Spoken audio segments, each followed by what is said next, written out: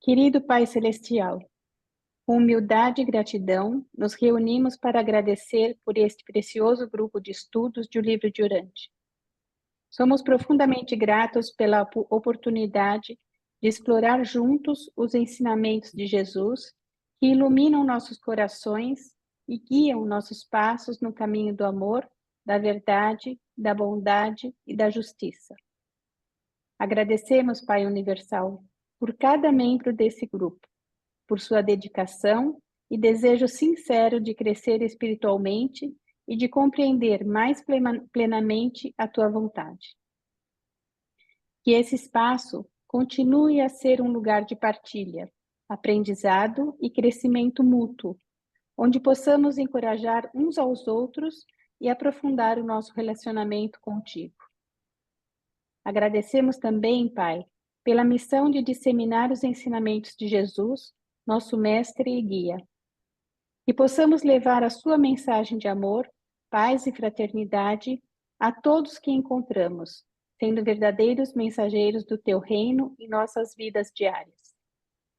Pedimos que nos abençoes com sabedoria, coragem e discernimento, para que possamos viver esses ensinamentos de forma plena e que as nossas ações sejam um reflexo do teu amor em nosso mundo. Em nome de Jesus, que tu nos enviastes como nosso exemplo supremo, nós te agradecemos e louvamos. Amém. Amém. Amém. Muito bonito. Transferindo o acampamento para Pela. Jesus e os 12 preparavam-se agora para estabelecer o último dos seus centros de apoio, na Pérea, perto de Pela, onde o mestre fora batizado no Jordão. Os últimos 10 dias de novembro haviam sido passados em reuniões em Magadã, e na terça-feira, 6 de dezembro, todo o grupo de quase 300 pessoas partiu ao alvorecer com todos os seus carregamentos, para alojar-se naquela noite perto de Pela, à beira do rio. Esse mesmo local, na primavera, vários anos antes, havia sido ocupado pelo acampamento de João Batista. Depois de levantar o acampamento de Magadã, Davi e Zebedeu retornou a Betsaida e começou imediatamente a reduzir o serviço de mensageiros. O reino entrava em uma nova fase.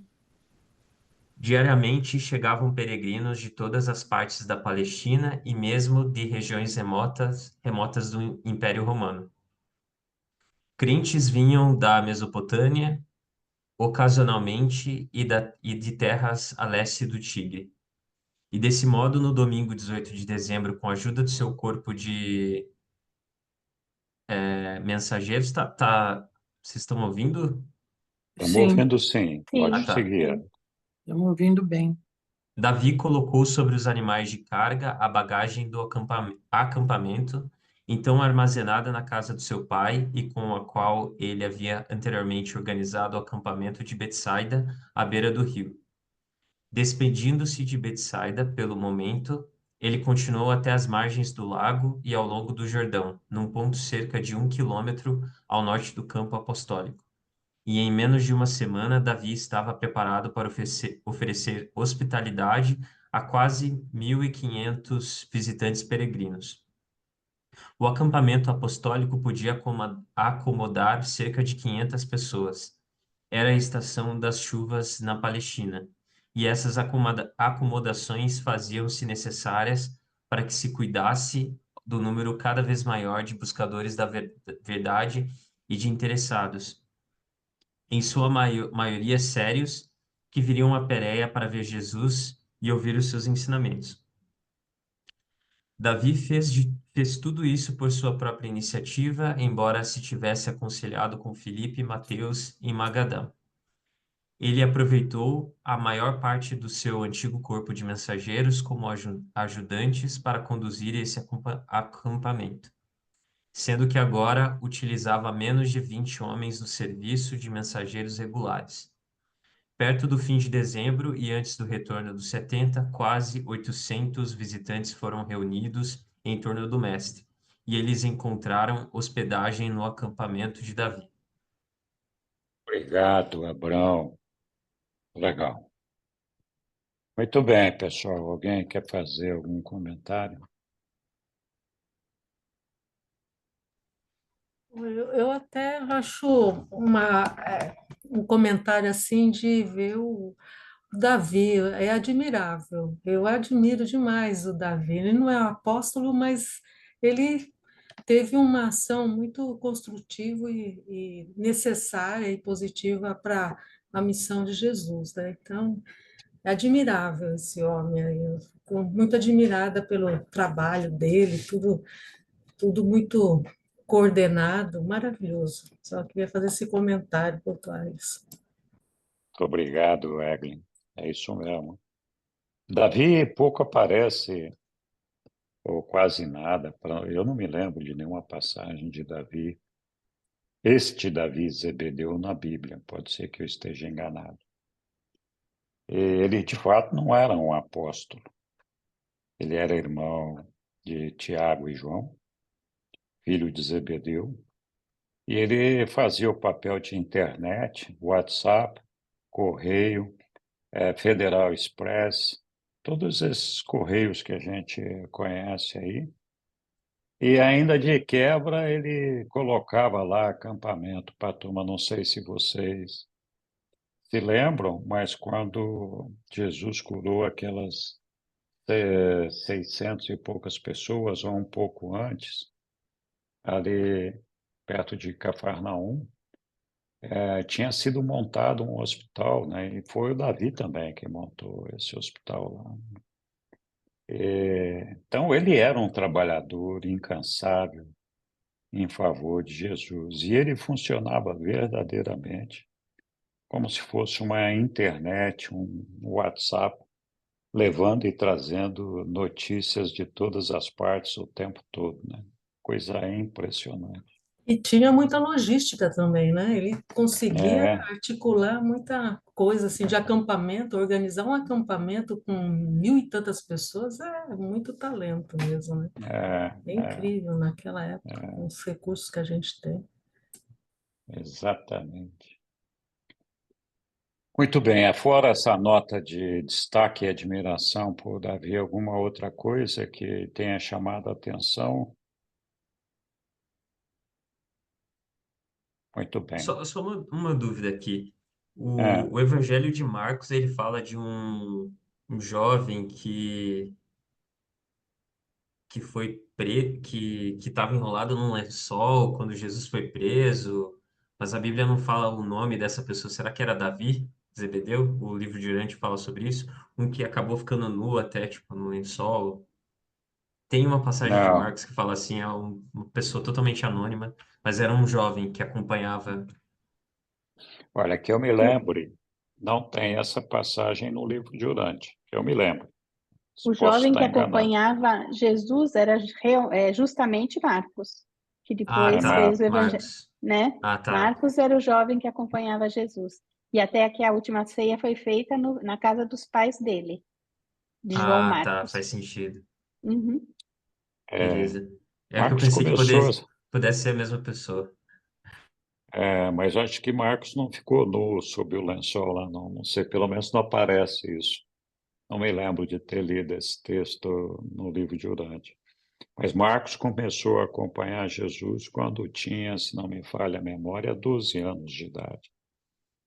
Então, com 12 anos, ele já escapulia de casa e para onde Jesus ia, ele ia atrás, né?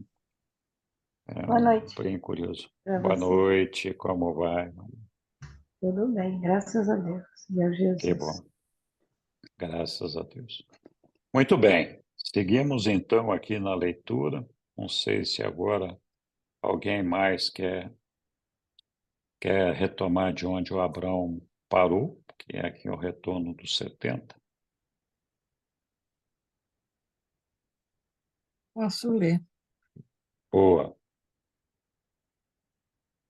O retorno dos 70. Na sexta-feira, 30 de dezembro, enquanto Jesus havia ido até as colinas vizinhas com Pedro, Tiago e João, os 70 mensageiros do reino chegavam aos pares, acompanhados de inúmeros crentes, ao centro de apoio deles em Pela. Todos os 70 estavam reunidos no local de instrução, por volta das 5 horas, quando Jesus retornou ao acampamento. A refeição da noite atrasou mais de 1 hora, enquanto esses entusiastas do Evangelho do Reino contavam as suas experiências.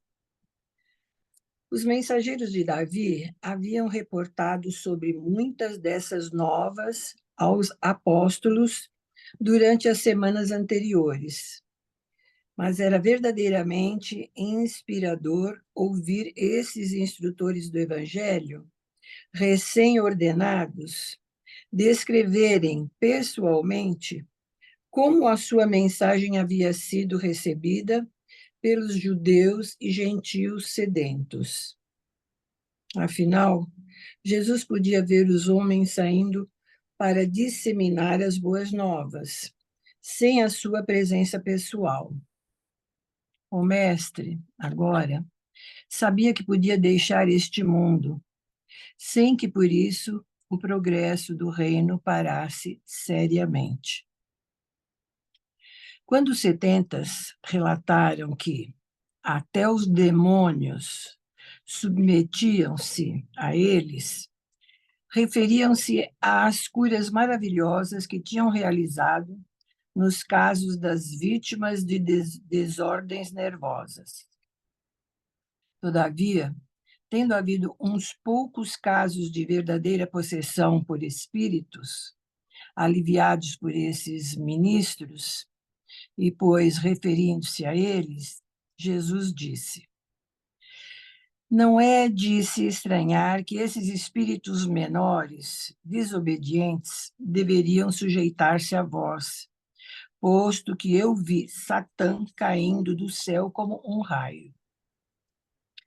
Mas não rejubileis tanto só por isso, pois eu declaro a vós que, tão logo eu retorne ao meu Pai, enviaremos às mentes dos homens os nossos espíritos, de modo que não mais esses poucos espíritos pedidos possam entrar nas mentes dos mortais desafortunados.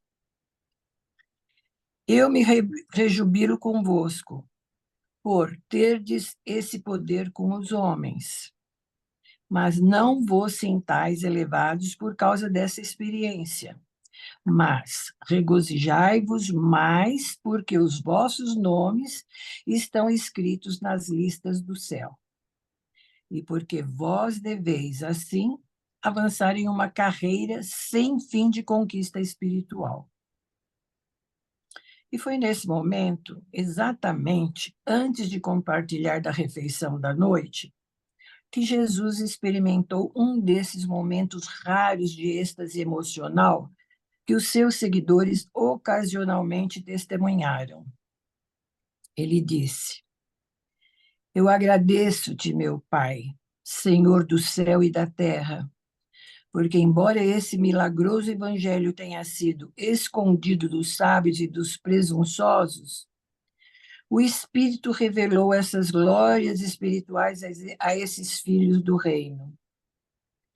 Sim, meu Pai, deve ter sido agradável aos teus olhos fazer isso, e rejubilo-me ao saber que as boas novas espalhar-se-ão em todo o mundo, depois mesmo de ter eu retornado para ti e para o trabalho que tu destinaste a mim para cuidar. Estou extremamente emocionado, pois entendo que tu estás a ponto de entregar toda a autoridade nas minhas mãos, que apenas tu sabes realmente quem eu sou e que apenas realmente te conheço eu, bem como aqueles a quem eu te revelei. E quando eu tiver terminado essa revelação aos meus irmãos na carne, continuarei a revelação às tuas criaturas no alto. Depois de ter falado assim ao Pai, Jesus voltou-se para o lado para falar aos seus apóstolos e ministros. Abençoados são os olhos que veem e os ouvidos que escutam essas coisas. Deixai que eu diga a vós que muitos dos profetas e grandes homens das idades passadas desejariam contemplar o que vós estáis vendo, mas isto não lhes foi concedido. E muitas gerações dos filhos da luz que ainda estão por vir, quando ouvirem sobre essas coisas, invejar-vos-ão a vós que as vistes e que ouvistes. E então, quando a todos os discípulos ele disse: vós ouvistes sobre quantas cidades e aldeias receberam as boas novas do reino, e como os meus ministros e instrutores foram recebidos pelos judeus, tanto quanto pelos gentios. E abençoadas, de fato, são essas comunidades que escolheram crer no Evangelho do Reino. Mas, ai dos que rejeitam a luz, habitantes de Corazim, Betsaida, Júlias e Cafarnaum, cidades que não receberam bem a esses mensageiros. Eu declaro que, se as obras poderosas que foram feitas nesses locais tivessem sido feitas em Tiro e Sidom, o povo dessas cidades, chamadas pagãs, há muito ter-se-ia arrependido com trajes de penitência, com cinzas e tudo. De fato, bem mais suportável será o dia do julgamento para Tiro e Sidom. Obrigado, Tá bom. Angélica. Não. Vou fazer uma pausa aqui. Texto Sim, é longo. muito longo, né? Muito obrigado. É. E aí, pessoal? O que vocês acharam? Um comentário?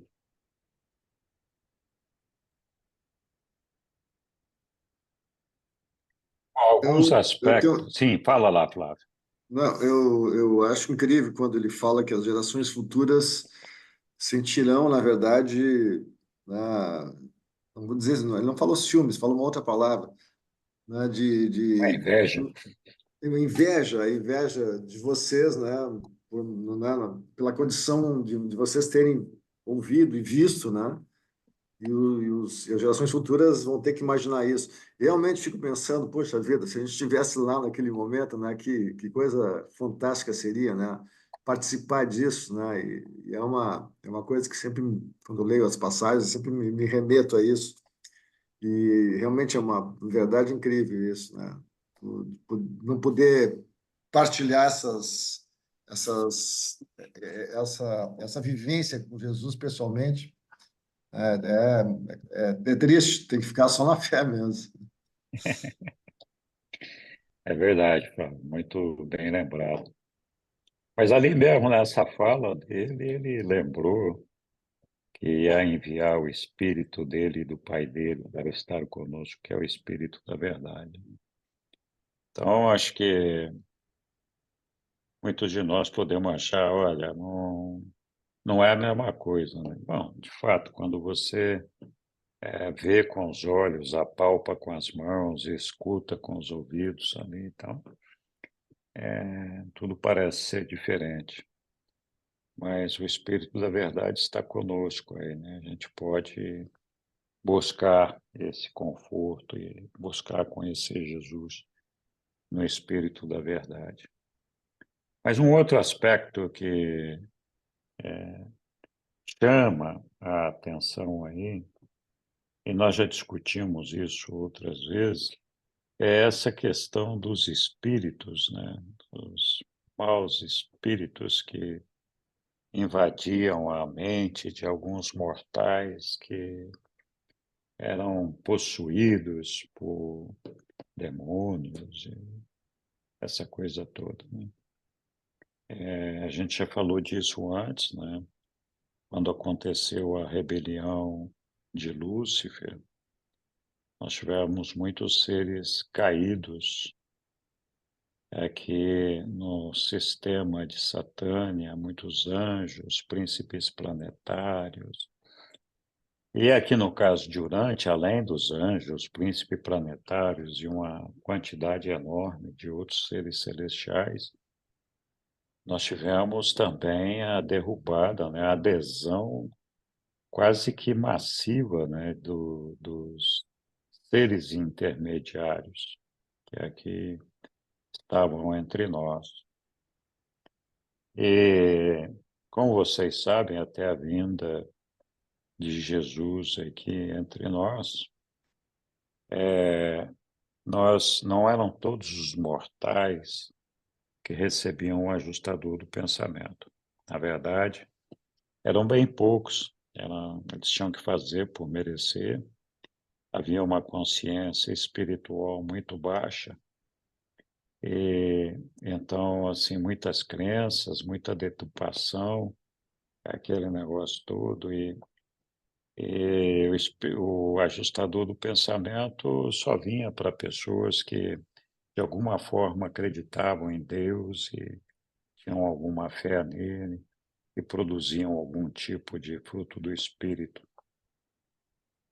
Então, essas pessoas que não tinham o ajustador do pensamento ou não tinham recebido o ajustador do pensamento ainda, era justamente as pessoas que poderiam ser vulneráveis para terem a sua mente invadida por algum ser celestial ou com mais um nível acima desta matéria que nós estamos. E alguns seres intermediários zombeteiros que haviam assumido haviam aderido à rebelião e que estavam zanzando aqui por Urante, eles se divertiam, né, invadindo a mente de algumas pessoas, e que eram então as pessoas que eram, segundo o que relata aí, eram as pessoas possuídas, né?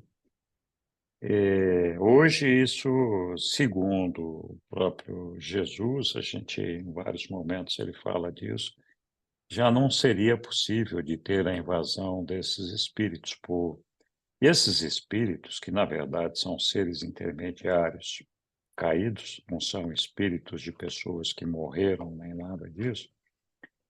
Esses espíritos já não estão mais aqui em Urante, esses seres intermediários, eles foram retirados daqui, né, por Jesus.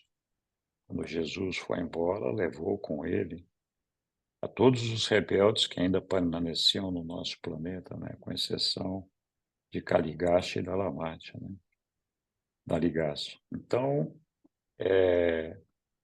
os seres intermediários já não estão por aí. E, além disso, a gente, depois da partida de Jesus, recebeu o Espírito da Verdade, e com a vinda do Espírito da Verdade, a população de Urântia conquistou uma elevação espiritual que nos permitiu a todos que têm uma mente com possibilidade de escolha receber um ajustador do pensamento, né? Então, por isso que ali Jesus fala da vinda do Espírito dele, do Pai dele, o Espírito dele é do Espírito da Verdade, que também é um Espírito do Pai, e do próprio ajustador do pensamento, que vem nos habitar, e que a partir daí não seria mais possível que isso acontecesse. É claro, não seria possível um ser intermediário, um anjo, ou qualquer ser, invadir uma mente onde Deus, o próprio Deus, está presente. Então, isso não seria permitido pelo nosso Pai, pelo que está dito aí. Aélio, diga lá, depois nós voltamos em outros aspectos. Bom vê-los a todos. Por favor, coloca na tela o parágrafo 1. Claro, Aélio. Aí está o parágrafo 1. Me chamou a atenção o último verso. Eu vou ler. O mestre agora sabia que podia deixar este mundo sem que por isso o progresso do reino parasse seriamente. Eu entendi que ele chegou a essa conclusão a partir do parágrafo, do verso anterior, que diz: afinal, Jesus podia ver os homens saindo para disseminar as boas novas sem a sua presença pessoal. Por que esse parágrafo me chamou a atenção? Porque no movimento Urântia tem muitos que acreditam na intervenção diária e permanente de Jesus, de Micael, Jesus, Joshua, em pessoa. Então, esse verso deixa bem claro que essa atividade não é pessoal. Põe o 2, por favor, deve estar na sequência. Sim. Eu vou destacar. Está lá no penúltimo verso. Tão logo eu retorne, isso é Jesus falando, ao meu Pai, enviaremos às mentes dos homens os nossos espíritos. Você, Henrique, comentou há pouco. De modo que não mais esses poucos espíritos perdidos possam entrar nas mentes dos mortais desafortunados. Existem muitas religiões, especialmente as pentecostais, que expulsam em pleno culto demônios. E esse verso aqui, com o teu comentário, fica parecendo que é tudo uma enganação. Não tem demônio nenhum para ser expulso. Então, esse ensinamento, a partir desse verso, me parece fraude. Também é só um destaque.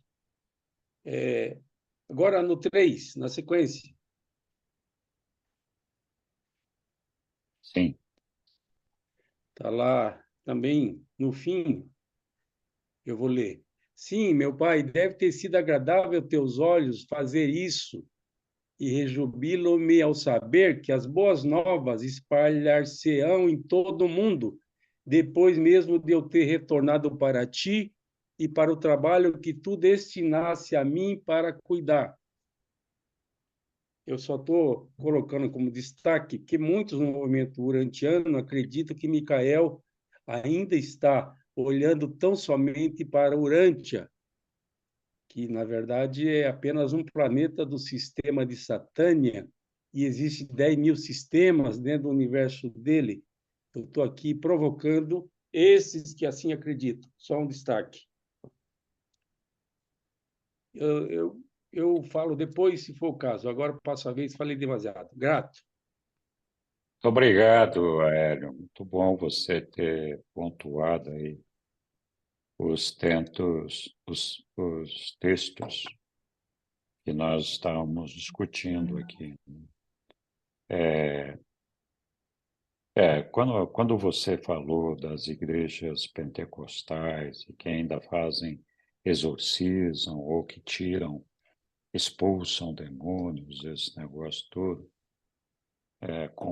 levantando uma questão aqui da possibilidade de uma fraude nessas coisas. Eu não sei se é fraude ou não, mas eu tenho uma tendência a acreditar nisso que Jesus falou aqui. Ó. Depois que meu Pai e eu estivermos com vocês, não mais será possível a esses indivíduos, né, esses seres de baixa, desviados, né, adentrarem as vossas mentes, né? E como eu falei, até porque também acredito que eles realmente, com exceção de Caligástia, foram retirados daqui. Então, esse não é um trabalho ao qual Caligástia se presta.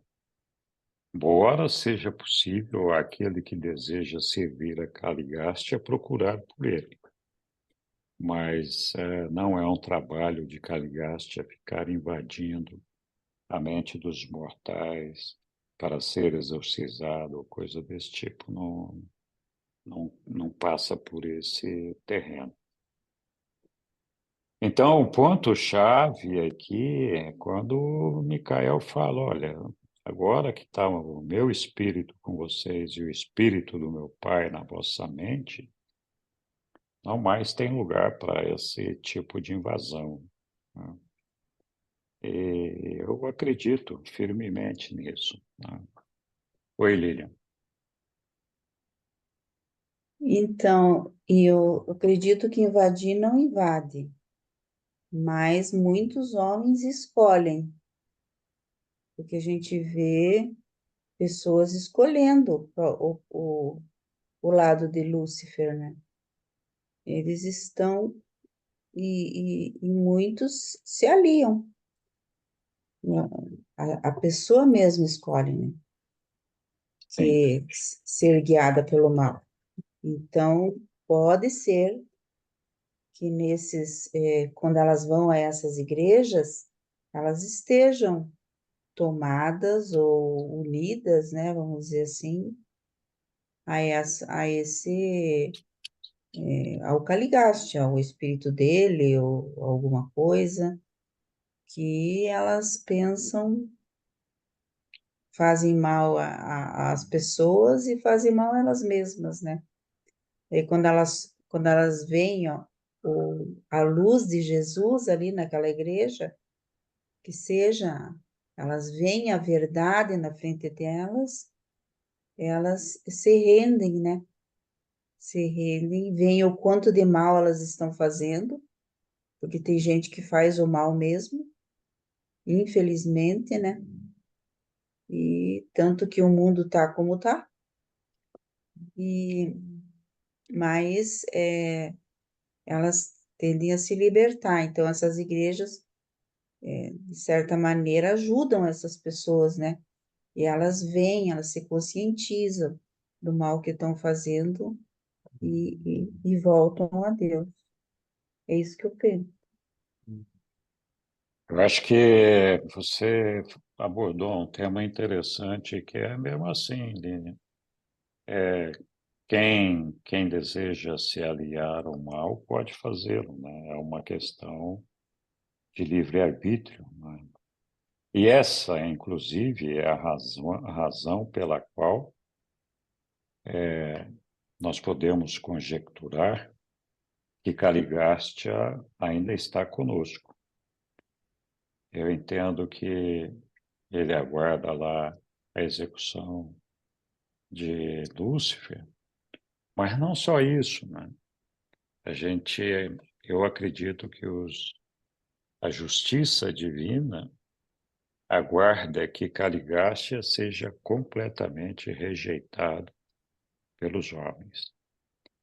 E enquanto isso não acontecer, ele provavelmente vai continuar entre nós.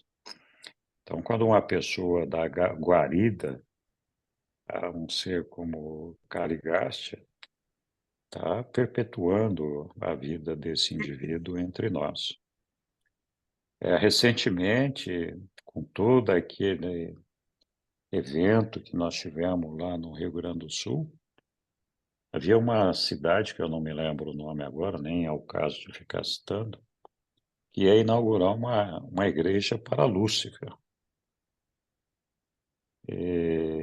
Então, isso foi alvo de notícia e tudo mais.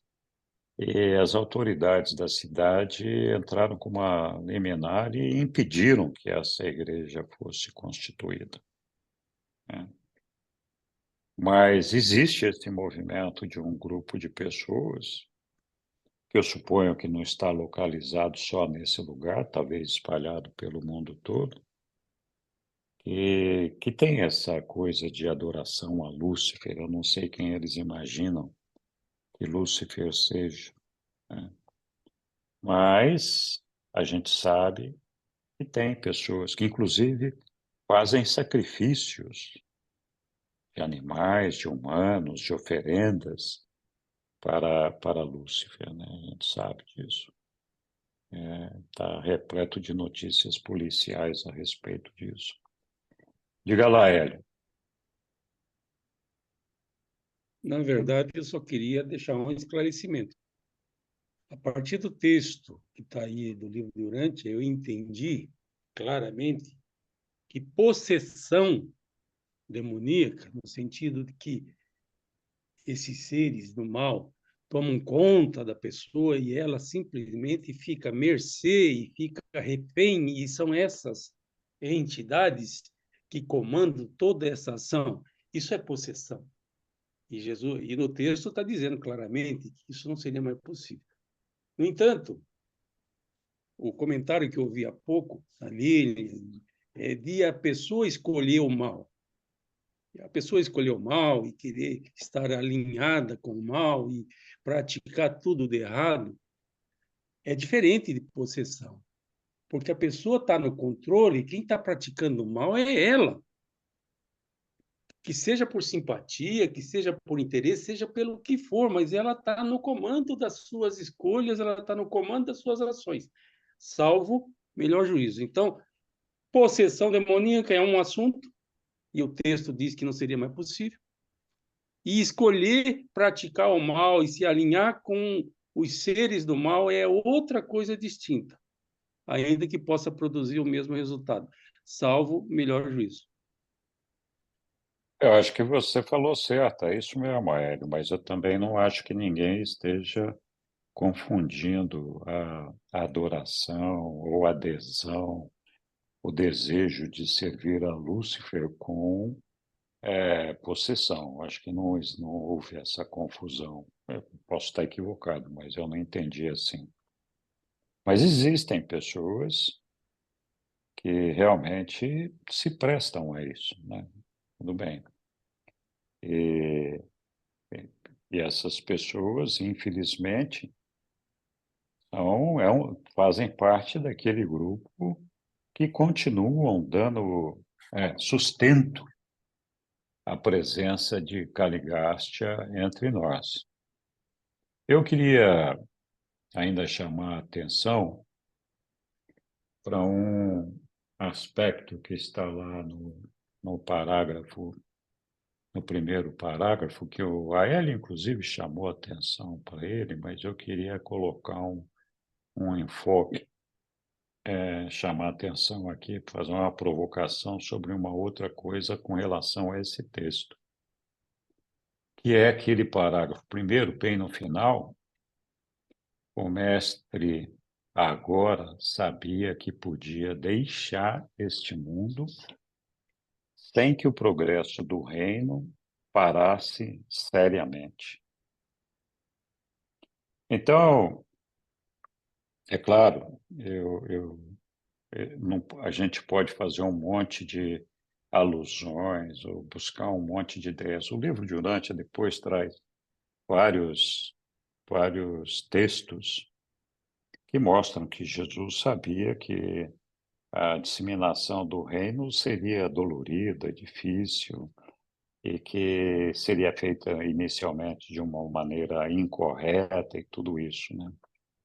Mas eu queria chamar a atenção aqui para dois aspectos, né? O primeiro aspecto é que, independente do trabalho dos discípulos e dos apóstolos, e de eles terem feito as coisas da maneira correta ou não, o ponto-chave é que o mundo experimentou uma elevação espiritual muito grande e pôde conhecer a Jesus, né? Lógico, a mensagem de Jesus, a religião de Jesus, teve suas divergências, e esse aprendizado de conhecer Jesus e sua religião, ele não está consolidado ainda, né? Nós tivemos esse avanço espiritual do cristianismo, inclusive de outras religiões, mas não houve ainda uma conscientização global desses ensinamentos que farão com que todos nós um dia entendamos o que é o reino de Deus e que realmente ele seja implantado aqui na Terra. Então, por isso que ele está, na minha opinião, por isso que ele diz aqui, ó, sem que por isso o progresso do reino parasse seriamente. Ou seja, vamos ter percalços, mas a evolução da espiritualidade do ser humano em direção ao reino dos céus, na minha opinião, como adiantado por Jesus, é uma coisa que não tem como impedir, como evitar. Uma questão de tempo só, né? Tem uma outra passagem que Jesus fala, não está aqui nesse texto, tá? Mas Jesus fala, não vos equivoqueis. O evangelho que eu agora vos dou, em algum dia no futuro, dominará e governará este mundo. Então ele já sabia naquela época que esse negócio era um negócio lá para o futuro, não era ali naquele momento, apesar de toda a evolução cristã e esse negócio todo. Então é isso. Oi, Franklin, diga lá, meu querido. Então, boa noite para todo mundo aqui. Esta questão sempre me interessou muito e me continua interessando porque está muito viva, não? Essa luta do bem contra o mal. Eu não acredito que o bem lute contra o mal. Eu acredito que a luta é do mal contra o mal. Não existe a luta do bem contra o mal.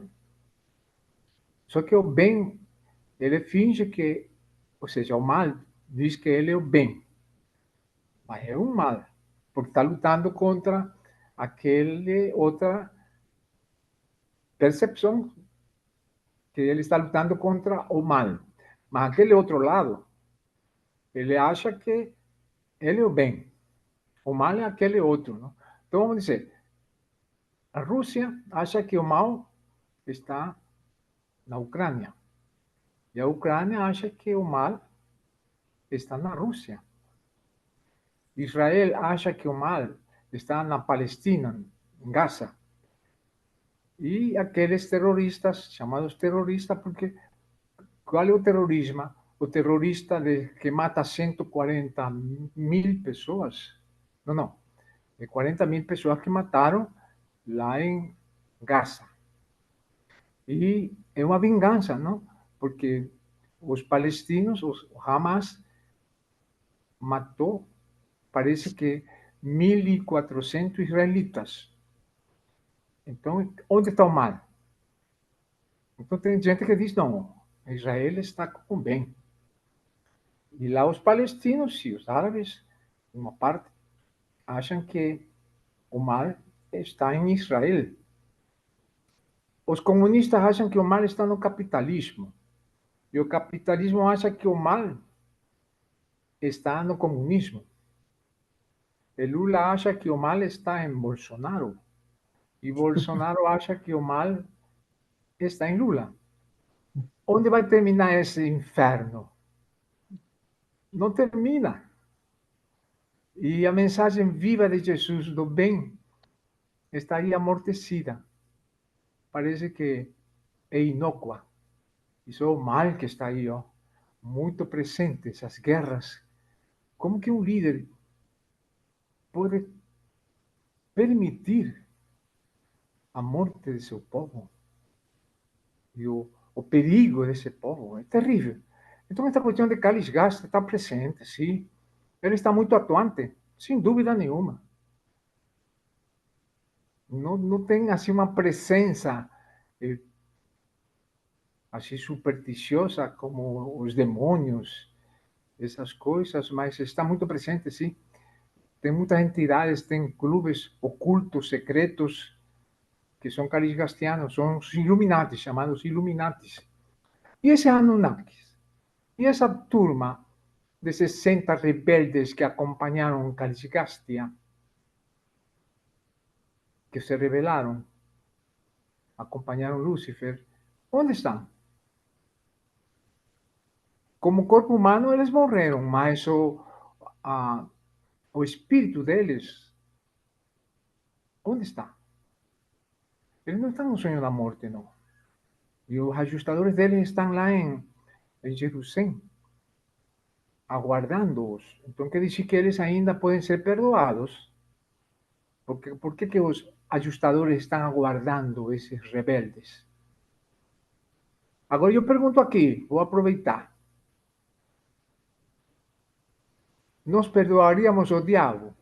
Ele diz, olha, eu estou aqui para prejudicá-los, mas se vocês brigam comigo, eu vou continuar brigando. Então vocês não briguem comigo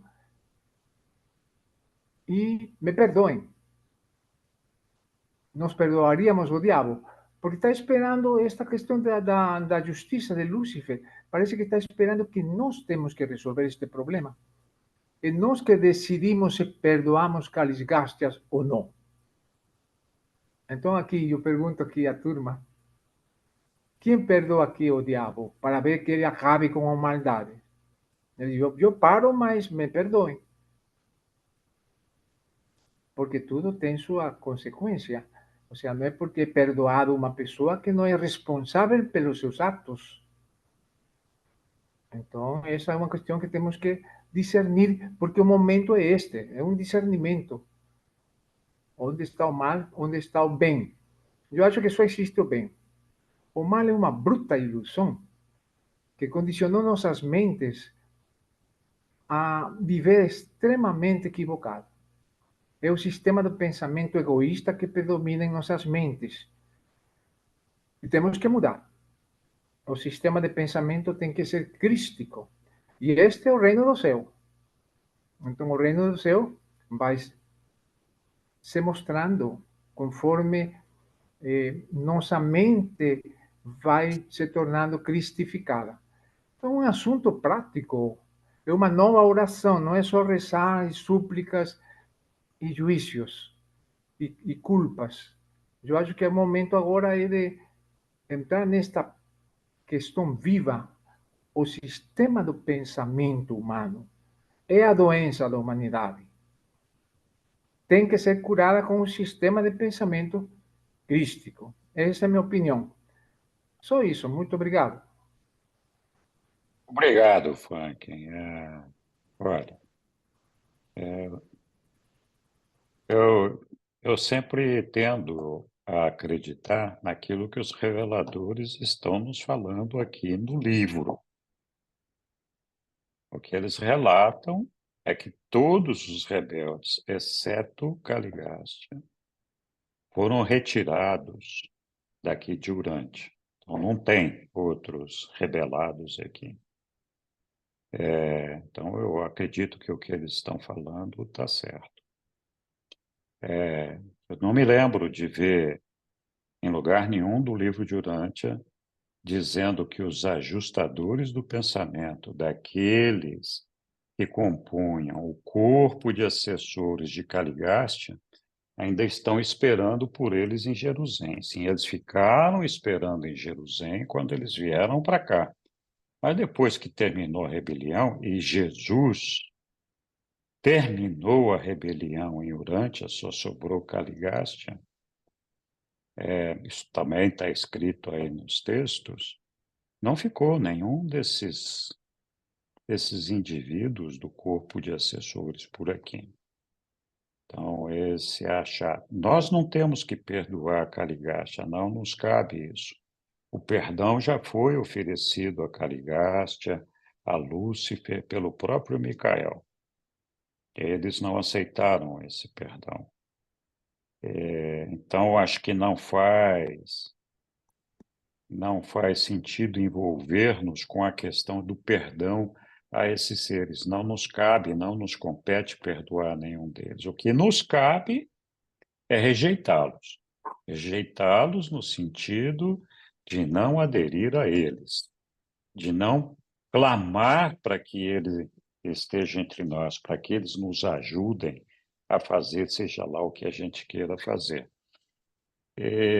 Todas as outras coisas são um resultado da falta da presença de Deus no coração do homem que ainda não alcançou a elevação da sua espiritualidade. Então, os erros da humanidade que continuam pipocando por toda parte, não necessariamente são um resultado da atuação de Caligástia, senão que um resultado também do processo de evolução espiritual natural da humanidade. Então, e esse processo um dia vai ser alcançado, né? Então, aí todos nós vamos ter a Deus no coração e possivelmente vamos parar de jogar a culpa uns nos outros e assumir a ideia de que nós somos todos uma só família. Mas tá bom, muito obrigado, Franklin. Ô, Lilian. Não, eu ia falar justamente que você falou, né? Que o perdão, eles recusaram. Jesus ofereceu a eles, né? Disse a eles se eles queriam. Eles queriam convencer Jesus a passar para o lado deles, que absurdo, né? E Jesus verdade. ofereceu, disse para eles, né? Misericórdia e tudo, mas eles não quiseram, eles desdenharam, simplesmente não quiseram. Então, não tem nem, se a pessoa não se arrepende, né? A gente, do nosso lado, lógico, muitas pessoas gostariam até que eles se convertessem. Tem gente até dizendo que eles já mudaram de lado, mas eles não querem, eles não querem mudar de comportamento, né? É muito interessante esse fato. Aí, Lilian. Muito obrigado. Oi, Franklin. Então, novamente, essa questão é que temos que discernir melhor o mal, vamos dizer, que Caligástia e a turma de Lúcifer, Satã, todos eles, porque não foram julgados ainda. Existe uma expectativa necessária para julgar. Eu acredito que essa expectativa é o julgamento humano. Como é que nós nos vamos comportar diante desta situação de tanto sofrimento, tanta maldade, tanta perversidade, iniquidade aqui neste mundo? Qual seria o nosso comportamento? Porque nós é que sofremos. Jesus perdoou ele e ele não aceitou. Satã também não aceitou. Lúcifer também não aceitou. Mas, no entanto, eles ainda estão aí. Ou seja, esperando algum julgamento. Esse julgamento, me parece que a última palavra vai ser quem sofreu as consequências de tal perversidade dessas pessoas. E, por outro lado, estes Anunnakis, estes rebeldes aí, volto a este assunto, Enrique, eles não estão presos, não estão aprisionados. Os intermediários, sim. Os seres intermediários rebeldes, o líder era Belzebu, eles estão aprisionados. Mas este é o destino destes rebeldes, não sei onde é que está. Chamam Anunnakis, no livro Durante não chama Anunnakis. Eles chamam Nefilins, os descendentes praticamente destes tipos, e me parece que é um momento decisivo que estamos vivendo a humanidade. 2000 anos depois de Jesus Cristo, dizem que algum parecer é que agora está pior, mais maldade provavelmente existe do que antigamente na época de Jesus Cristo. Parece que houve um retrocesso no lugar de um avanço.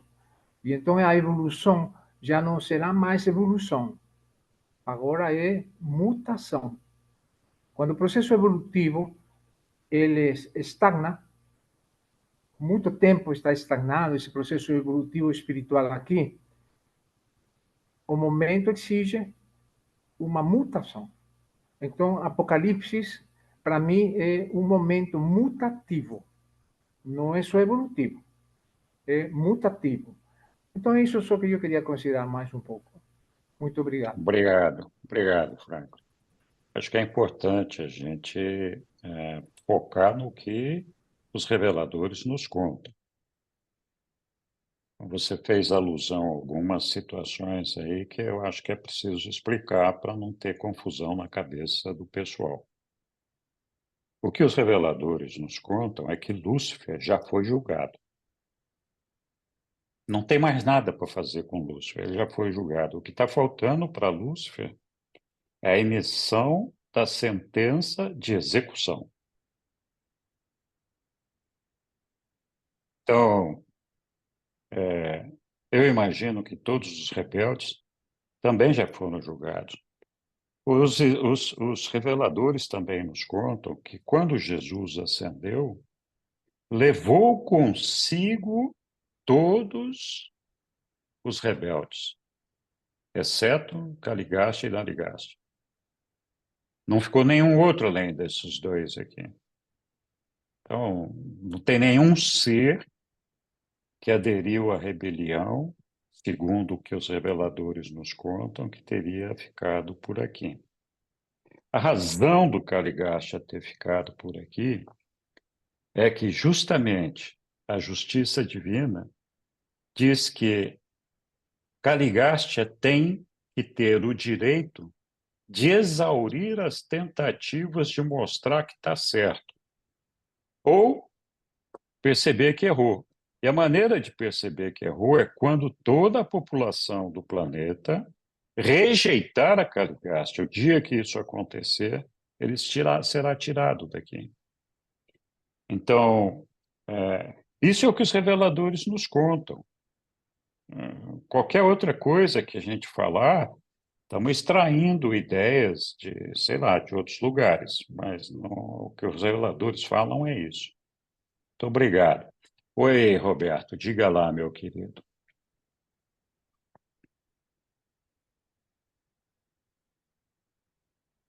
Boa noite, pessoal.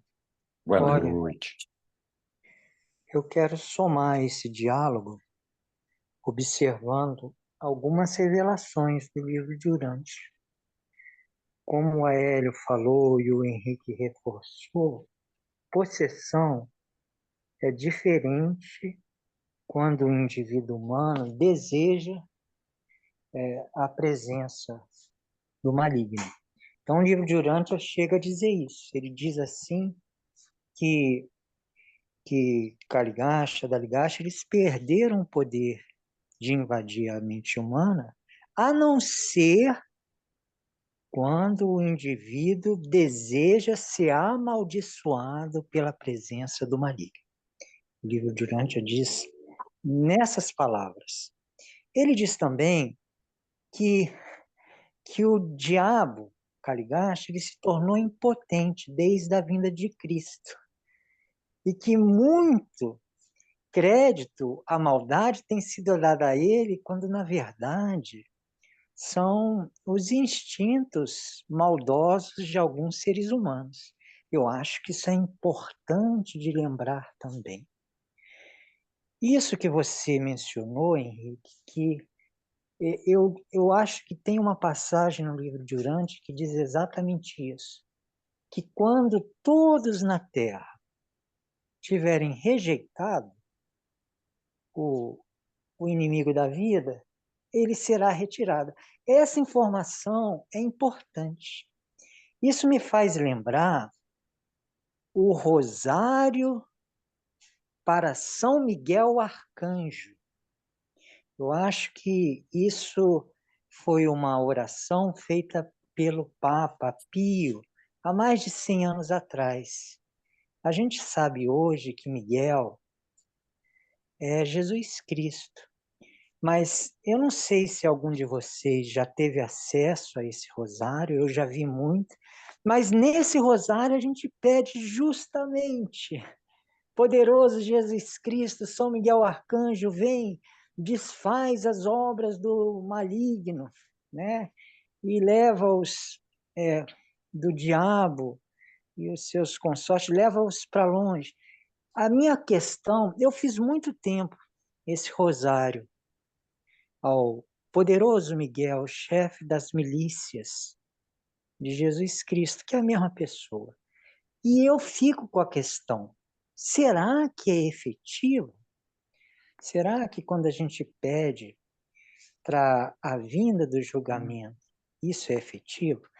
E, por fim, mais um comentário que eu quero adicionar. Eu posso estar equivocado.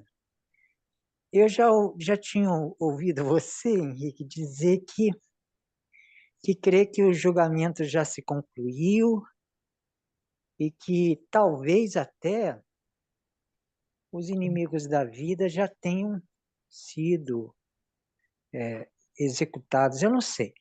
Mas a impressão que eu tenho é que no livro de Urântia, ele diz que na época da revelação, isso por volta de 1934, os primeiros procedimentos, no caso Lúcifer versus Gabriel, tinham sido iniciados. Quer dizer, a impressão, eu posso estar equivocada, é que o julgamento tinha se iniciado na época da revelação do livro de Urântia, não que ele tinha sido concluído. Esses comentários que eu quis adicionar nesse diálogo interessante que a gente está conduzindo. Muito obrigado, Roberto. Bom, todo mundo sabe, Lúcifer está detido numa prisão ali num mundo de Satânia, ali, né? Que é o mundo do pai, não me lembro agora qual é que ele está detido lá. E os reveladores são muito claros em dizer que ali ele aguarda a sentença de execução. Então, tem alguns trechos, eu não vou agora buscar no livro, mas eu posso procurar depois, que falam de que o processo de julgamento de Lúcifer está concluído, ele aguarda a sentença. E o caso de Caligaste, existe também um texto que fala exatamente disso. Ele ficará por aqui até que ele seja completamente rejeitado por todos os seres humanos de Urântia. Pois se eu conseguir, eu vou achar os textos lá e publicar para vocês. Muito bem. Alguém mais quer ter alguma parte nessa questão aqui ou seguimos adiante? Vamos lá. Quem nos ajuda a continuar? Onde nós tínhamos parado mesmo aqui? Acho que no item 6, né, se não me engano. Eu posso ler. Diga lá, então, Linha, onde nós paramos? Aqui, nós lemos esses 5, não sei se lemos os 6. Eu vou ler aqui no meu computador, que fica mais... Tá. Fica maior. Deixa eu ver aqui. Qual que é o número mesmo? É o 163666. 66. 66. O dia seguinte, sendo um sábado, Jesus reuniu à parte os 70 e disse a eles: de fato, eu me rejubilei convosco, quando voltaste para as boas novas de que tantas pessoas espalhadas pela Galileia, Samaria e Judéia acolheram bem o evangelho do reino. Mas por que vos sentiste tão surpreendentemente exaltados? Acaso não esperáveis que a vossa mensagem se manifestasse com tal força? Com tão pouca fé nesse evangelho saíste que retornaste surpreso com tamanha eficácia? E agora, se bem que não queira arrefecer o vosso entusiasmo, eu gostaria de diverti-los severamente contra as ardilezas do orgulho, o orgulho espiritual. Caso pudesses compreender a queda de Lúcifer, o iníquo, evitaríeis solenemente qualquer forma de orgulho espiritual. Vós entrastes nessa grande obra de ensinar ao homem mortal que ele é um filho de Deus. Eu mostrei-vos o caminho. Ide em frente e fazer o vosso dever, e não vos canseis de fazê-lo bem. A vós e a todos que seguirão os vossos passos, através das idades, deixai que eu diga, estarei sempre perto, e a minha convite é e será sempre. Vinde a mim todos vós que lutais e que levais fardos pesados, e eu vos darei o descanso. Tomai o meu jugo para vós e aprendei de mim, pois sou verdadeiro e leal, e vós encontrareis o descanso espiritual para as vossas almas. E quando colocaram as promessas do Mestre à prova, eles comprovaram que as palavras do Mestre eram verdadeiras. E desde aquele dia, milhares incontáveis de pessoas também testaram e comprovaram a certeza dessas mesmas promessas. Obrigado, Tília. Por nada. E aí, pessoal, algum comentário aqui nesse texto? Dúvida? O que eu achei interessante é que anteriormente até eu ia fazer eu ia falar, anteriormente eu não falei, ali no 65, no 65, eles não foram bem recebidos em Cafarnaum, olha que interessante, né? Eles rejeitaram a luz ali, Jesus diz, em Corazim, em Betsaida, Júlias e Cafarnaum. Eu fui procurar por que é Betsaida, Júlias e não é Betsaida, né? Então, Betsaida, Júlias é um outro povoado que ficava perto de Cafarnaum. É diferente de Betsaida. Mas Cafarnaum, nossa, né? Cafarnaum, Jesus praticamente trabalhou lá por, não sei, 2 anos. E lá eles foram rejeitados também.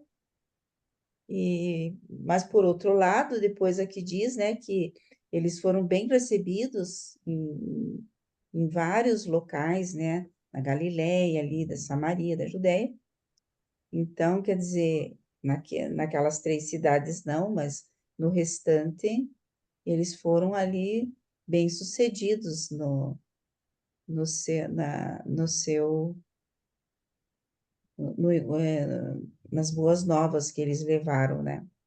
E depois Jesus fala que para a gente cuidar com orgulho, né? Olha, nós somos felizes, deu tudo certo. O orgulho espiritual ali, que foi a queda de Lúcifer, né?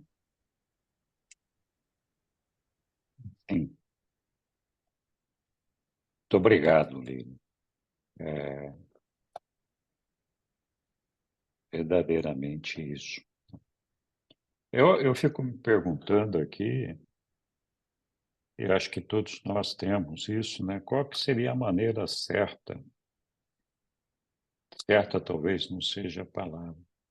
A maneira efetiva de divulgar o evangelho, de fazer essa pregação. Naquela época, eles saíam de 2 em 2, batendo nas portas, né? Hoje, embora tenha algumas religiões que façam isso e tem algumas pessoas que façam isso, eu não me vejo saindo de porta em porta, batendo na porta. Eu vim aqui trazer a palavra do reino do céu e blá, blá, blá. Principalmente considerando toda a tecnologia que a gente tem, né? Mas qual que seria a maneira efetiva da gente levar a palavra de Jesus, trazer a presença de Jesus para todas aquelas pessoas que nos cercam, né? Então, eu não tenho todas as respostas para isso, mas acho que é uma reflexão, é uma pergunta que, com certeza, todos nós nos fazemos com muita frequência.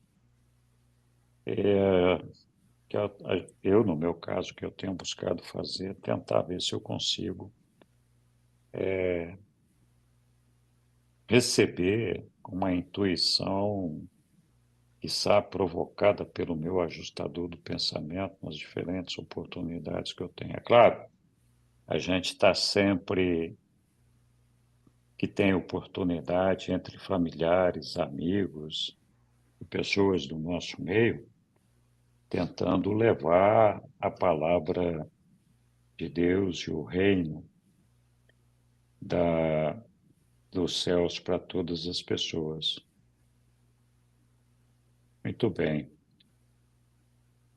A Sussu postou aqui um trecho do texto aqui, do documento 5383, que diz o seguinte, eu vou ler aqui para vocês.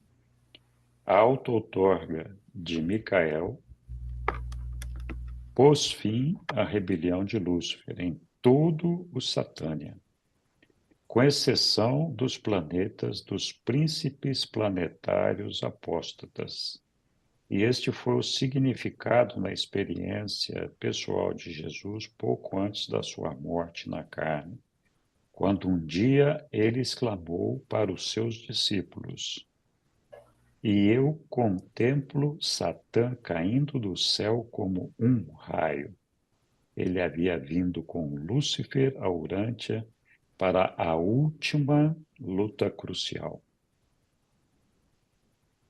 E aí segue o texto, é um texto longo, não vou ler tudo aqui, que está no documento seguinte, né, que é o 5384. Eu acho que podemos postar isso aqui ali no grupo, para depois quem quiser ver acompanhar. Diga lá, Franklin. É tanta coisa que vem na cabeça aí para falar, mas para não me perder do assunto que eu pensei, é essa questão do evangelho, evangelização. Uhum. Eu acho que essa evangelização antiga, de porta em porta, não funciona mais. E a evangelização nas igrejas também não funciona mais. Então temos que encontrar um método estratégico bom para poder evangelizar.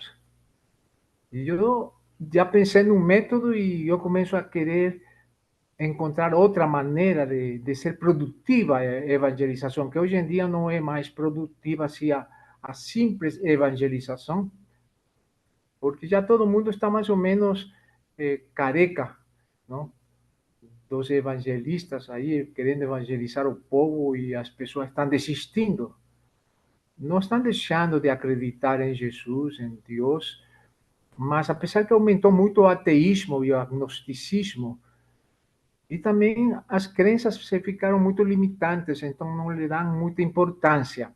Então agora eu acredito que esse povo urantiano, muito estudioso no assunto, só que eu não gosto dessa possibilidade de fazer do livro durante uma Bíblia. Não? Eu acho que os próprios reveladores já esperavam essa possibilidade e eles colocaram certos poréns para que não aconteça. Assim como aqui o Henrique fala, não está no livro durante. Isso não dizem os reveladores. Mas o aprendizado humano é uma questão muito ampla. O livro durante, por muito minucioso e muito positivo, muito firme que ele seja na sua revelação, não abarca tudo. Tem muitas coisas que estão vazias no livro durante. Vários vazios que não são, por exemplo, esse dos Anunnakis, não, dos rebeldes, do séquito. O livro durante não fala onde estão. Outra coisa, por exemplo, a vida sexual de Jesus. Jesus foi um homem. Se ele foi um homem, temos que saber também como foi a sexualidade dele, mas por um motivo que nós não sabemos, eles excluíram totalmente essa possibilidade de dizer, oh, Jesus foi casto. Eles não falam isso, oh, Jesus foi casto.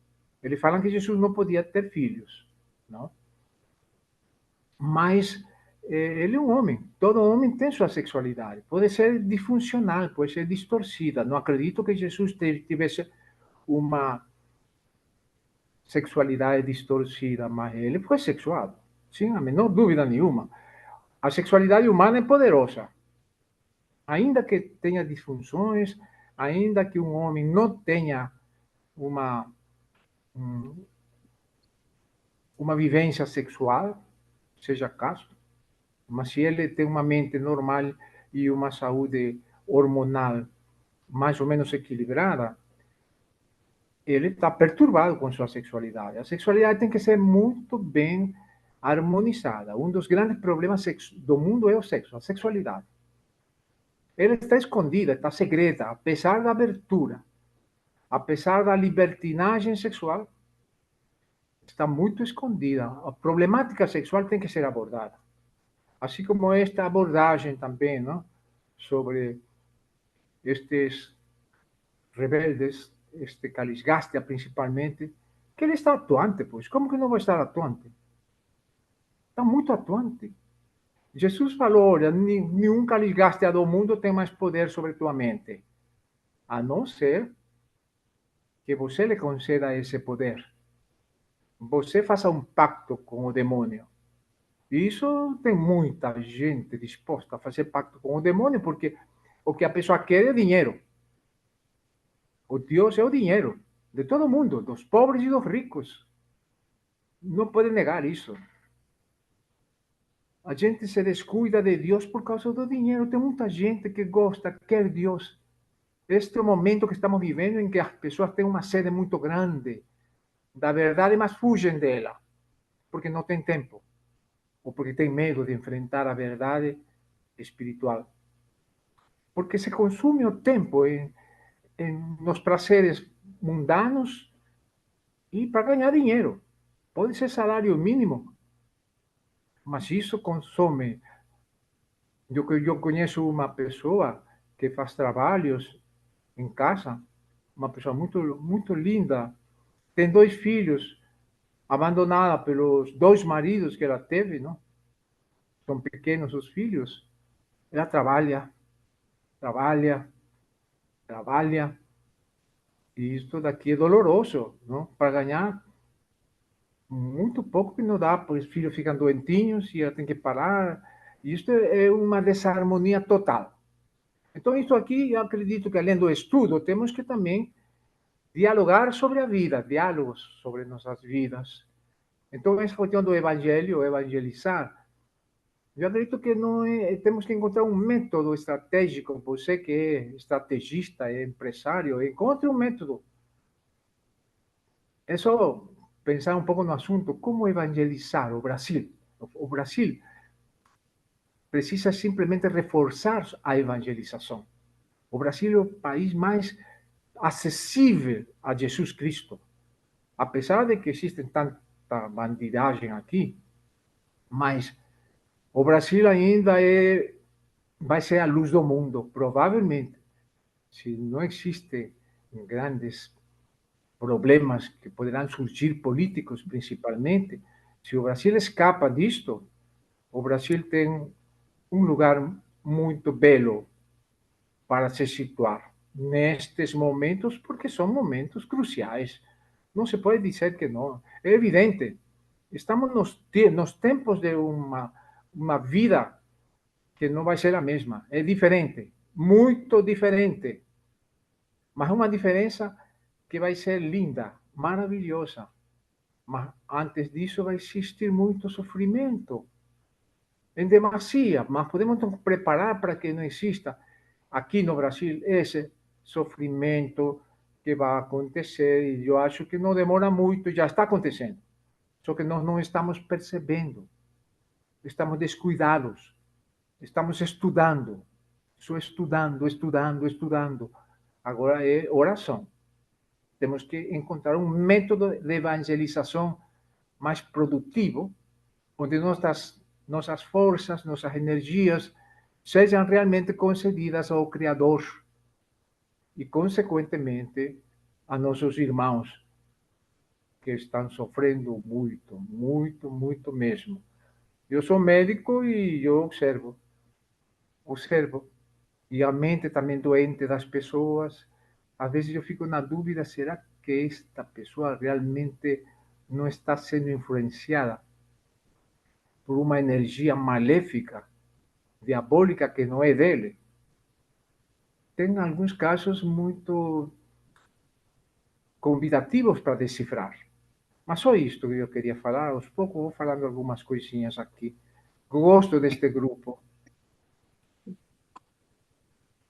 Tá bom, Franklin. Muito obrigado. Olha, você fez alguns comentários que eu tenho que fazer alguma coisa também com relação a eles, né, com todo o respeito. Ninguém está falando que o livro de Urântia é uma Bíblia. E ninguém está falando que tudo que está no livro, que o livro de Urântia cobre todas as verdades e todas as realidades e todas as possibilidades da nossa vida. Ninguém falou isso. Mas eu acredito verdadeiramente que aquilo que os reveladores nos contam é a verdade. Então, quando os reveladores dizem que Jesus tirou daqui de Urântia e recolheu todos os revelados, com exceção de Caligastia e Darigastia, para mim isso é uma verdade.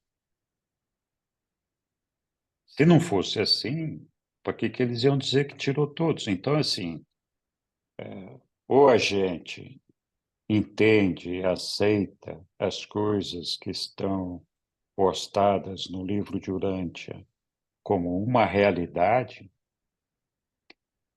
ou nós não acreditamos no livro de Urântia. A gente faz um processo seletivo e fala, olha, esse parágrafo aqui eu acredito, aquele outro eu não acredito. Não, desculpa, Franklin, eu não vou te dar a réplica aqui agora, porque esse não é um negócio pessoal. Nós temos um grupo grande aqui de 20 pessoas, e eu acho que a gente tem que tratar esse negócio aqui de uma maneira que possa cobrir a todas as pessoas. Então, o livro de Urântia, de fato, não cobre tudo, mas o que ele cobre, para mim, é verdade. Não adianta eu ficar inventando coisas paralelas.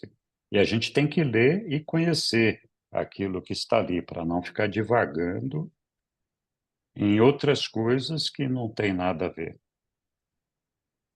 Também acho importante falar da sexualidade de Jesus. Se Jesus tivesse tido uma vida sexual, não seria proibido a ele. Os reveladores nos contam isso. Falam, não tem nada, absolutamente nada, que pudesse impedir que Jesus tivesse uma vida sexual ativa. Nada ele poderia fazer se ele o quisesse. A única restrição que tinha, ele que não poderia deixar nenhum filho aqui. Então, eu não acho que os reveladores mentiram e omitiram, porque tinha coisas para esconder, coisas da vida sexual de Jesus. Eu acho que essas insinuações são ruins, não são positivas, não são boas. Tem muitos trechos no livro de Urântia que fazem alusão a essa questão. Uma passagem dela é de Jesus com Ganide, quando Ganide e Gonode, juntamente, ou seja, o pai e filho, iam aos banhos públicos, que era um lugar de libertinagem, de perversão sexual, de luxúria. Jesus se recusava a ir nesses lugares.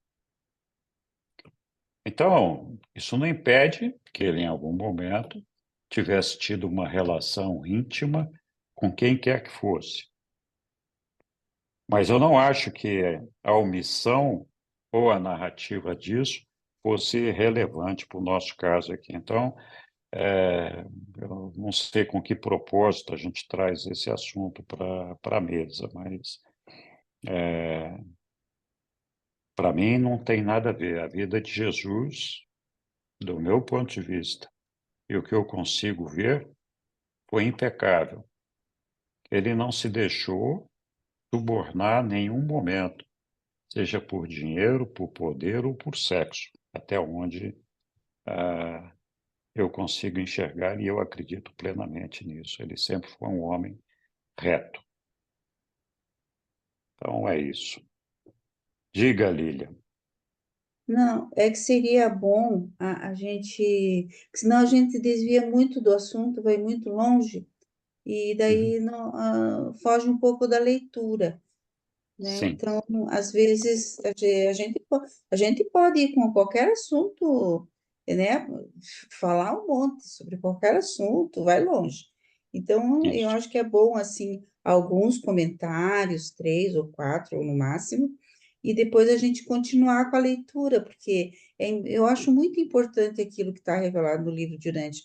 Por isso que a gente está aqui, né? Para fazer essa leitura e entender melhor. Eu vejo assim. Obrigado, Lino. Então, vamos continuar com a nossa leitura, que ainda tem tempo. Vamos lá. Preparação para a última missão. Quem vai nos ajudar aqui com a leitura? Posso ler. Então, vamos lá, Sussu. Muito obrigado. A preparação para a última missão. Os dias seguintes, no acampamento de Pela, foram repletos de atividades, pois os preparativos para a missão na Pérea estavam sendo ultimados. Jesus e os seus colaboradores estavam a ponto de iniciar a sua última viagem, aquele percurso por toda a Pérea, feito em 3 meses e que culminou com a entrada do Mestre em Jerusalém para os seus trabalhos finais na Terra.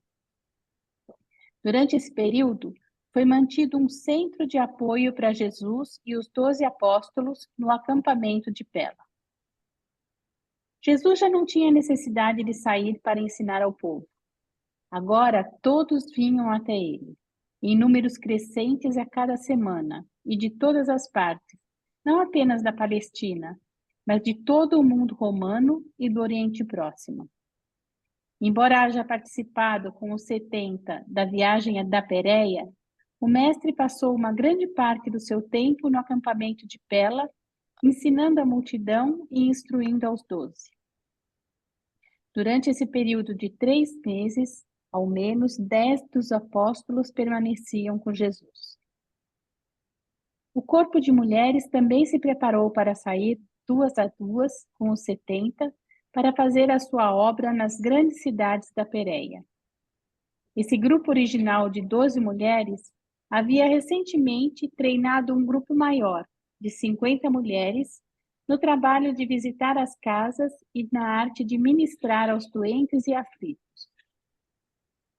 Perpétua, a mulher de Simão Pedro, tornou-se membro dessa nova divisão do corpo de mulheres, e lhe foi confiada a liderança do trabalho ampliado das mulheres com Abner.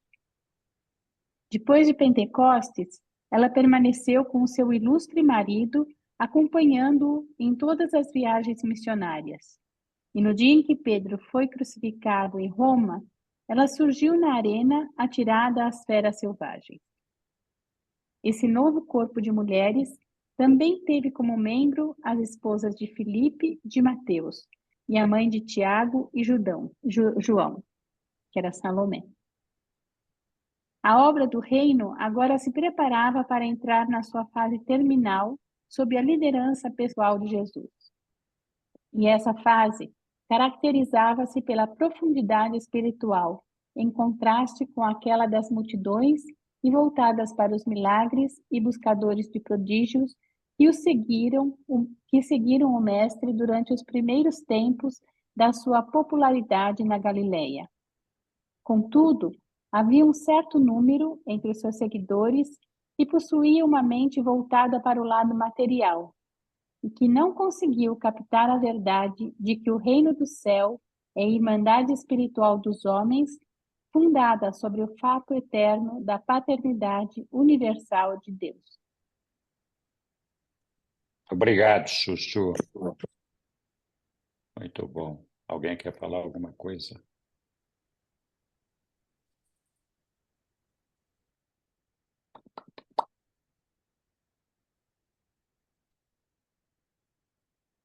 Todos esses eventos de Pela que aconteceram perto da Pérea ali, que era bem próximo do local onde Jesus foi batizado, são muito reveladores das decisões que Jesus tomou por ocasião do seu batismo, quando ele decidiu como ele deveria conduzir os seus ensinamentos aqui entre nós. E é gratificante a gente ver, né, que, como os reveladores contam nesse último texto, que Jesus já não tinha que sair com tanta frequência para sair fazendo pregação, que os crentes cresciam em número, né? E vinham cada vez mais de todas as partes para ver Jesus, e significa claramente que a estratégia de Jesus para divulgar o reino de Deus entre os homens deu certo, né? Foi uma estratégia acertada, que basicamente foi a de fazer a vontade do Pai, de não usar os seus poderes, nem os das suas hostes celestiais, e atuar o tempo todo na condição de um homem normal do reino, sem fazer magia, sem dar circo, né? Claro, houveram alguns eventos, eles foram justificados, depois a gente vai ver sobre alguns deles. Mas é bem interessante a gente ver quando Jesus estava tomando essas decisões, ele falou: eu facilmente poderia convencer a todas as pessoas de Israel a acreditarem não, a me seguirem, a me receberem, se eu, por exemplo, caminhasse no ar sobre o templo em Jerusalém. Então, ali uma voltinha, um passeio andando no ar, todo mundo ia ficar fascinado e admirado comigo.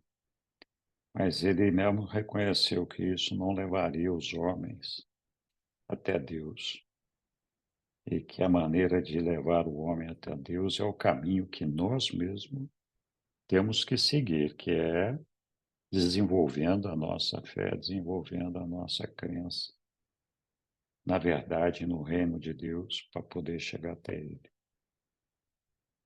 Muito bem. Alguma outra E aí, observação?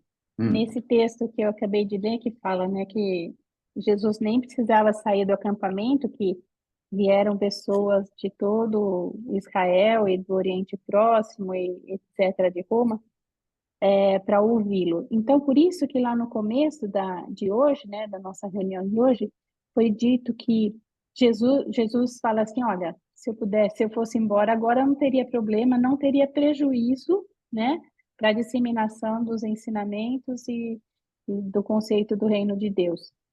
Então, é por isso, porque já estava sedimentado e ele sabia que os apóstolos e os discípulos todos conseguiriam continuar com essa obra. É claro que ele também, com certeza, sabia que haveriam alguns erros, vamos dizer assim, né? Algumas falhas, mas, assim, no tocante geral, as pessoas iriam receber a palavra de Deus, acreditar na paternidade de Deus e na irmandade dos homens. Então, ele já estava, vamos dizer assim, pronto, né, para o próximo passo. Aí mesmo, Sussuzinha. Diga, Roberto. Olha, eu acho que Jesus, ele resumiu o evangelho dele no final desse tópico, quando ele diz que a irmandade espiritual dos seres humanos e a paternidade universal de Deus. Agora, eu quero somar a minha visão do porquê dessa decisão dele de não desejar atrair a atenção dos seres humanos por milagres físicos e materiais. Em vários momentos, o livro de Urântia diz, ele mesmo, Jesus diz em Úrmia, que Deus é amor e que Deus é espírito. E que a religião que nos religa a Deus é um relacionamento espiritual entre a pessoa do homem e a pessoa de Deus. Então, é pessoal, é espiritual e é no interior da nossa mente. Essa é a afirmação que eu quero chegar. A verdadeira religião do espírito, ela acontece no interior da alma, da mente do ser humano. Se ele fizesse milagres físicos muito atrativos, ele atrairia a atenção dos seres humanos para fora, para o universo material. E isso os distrairia do local correto da gente buscar o nosso adorável Pai, que é no coração divino da nossa alma.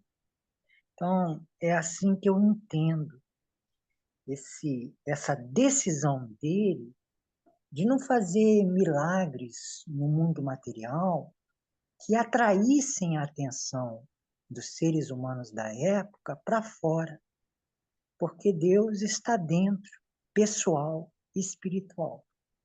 E eu lembro, quanto a isso, da gente não buscar Deus no mundo material, uma frase de um grande filósofo. Ele é chamado o Einstein da consciência, o Ken Wilber.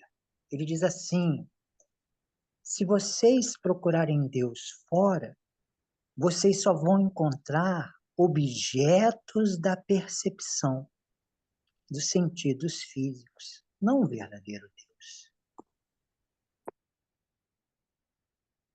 É isso mesmo, Roberto. Muito obrigado. Acho que